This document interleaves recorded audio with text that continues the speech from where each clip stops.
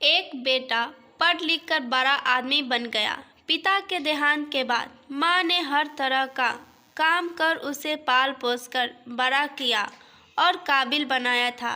शादी के बाद पत्नी को सास से शिकायत रहने लगी कि वह उसके स्टेटस पर फिट नहीं रहती।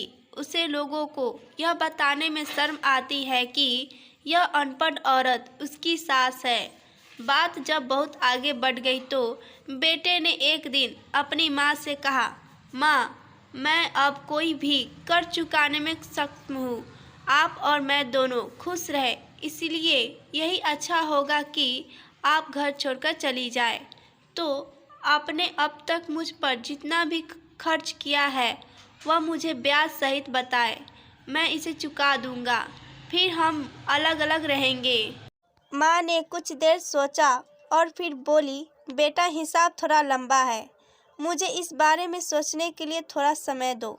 बेटे ने कहा, माँ, कोई जल्दी नहीं है, 1-2 दिन में बता देना। रात हो गई, सब सो गए। माँ ने एक बर्तन में पानी लिया और बेटे के कमरे में आई और एक तरफ पानी डाल दिया जहाँ बेटा सो रहा था। बेटे ने करवट बदली तो माँ ने उस तरफ भी पानी डाल दिया।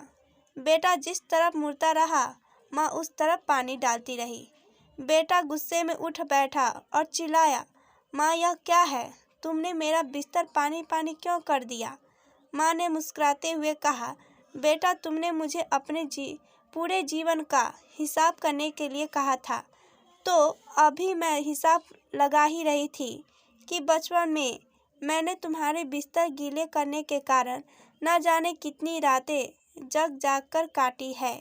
यह तो पहली रात है और अब तुम अभी से डर गए। मैंने तो अभी तक हिसाब शुरू भी नहीं किया जिसका भुगतान तुम कर सको, और तुम अभी से परेशान हो गए। माँ की इस बात से बेटे के दिल को झकझोर कर रख दिया। फिर उसने वह रात सोचते हुए बताई कि माँ का कर्ज कभी उतारा नहीं जा सकता है। आशा करती हूँ कि आपको यह माँ बेटे की कहानी पसंद आई होगी। इस पर आपको क्या राय है, कमेंट करके ज़रूर बताइएगा। इस कहानी को पूरा देखने के लिए आपका बहुत बहुत धन्यवाद।